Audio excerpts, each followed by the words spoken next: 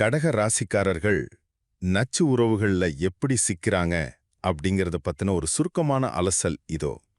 ரொம்ப சென்சிட்டிவான இந்த கடக ராசிக்காரங்க ஏன் தங்களுக்கு வலிய தர்ற உறவுகள்லயே தொடர்ந்து இருக்காங்க, அதிலிருந்து அவங்க மீண்டு வர்றது எவ்வளோ முக்கியம் அப்படிங்கறத பத்தி தான் நாம் இப்ப பார்க்க போறோம். முதலாவதாக, மனசை கட்டுப்படுத்துற சந்திரனை அதிபதியா கொண்ட இவங்க இயற்கையிலே பாத்தீங்கன்னா ரொம்ப ரொம்ப மென்மையானவங்க. இவங்களோட இந்த எல்லையற்ற அன்பையும் ஈஸியா விட்டு கொடுக்கிற குணத்தையும் தங்களுக்கு சாதகமா பயன்படுத்தி சில சுயநலவாதிகள் இவங்கள ரொம்ப சுலபமா ஏமாத்திடுறாங்க.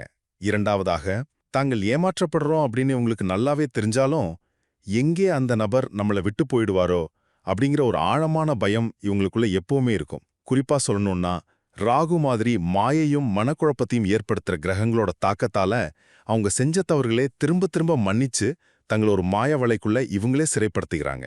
இறுதியாக, இதிலிருந்து விடுபடணும்னா இவங்க ஒரு காகித கப்பல் மாதிரி ஈஸியா உடையாம ஒரு கட்டுமரம் மாதிரி மனசளவுல ரொம்ப பலமா மாறணுங்க.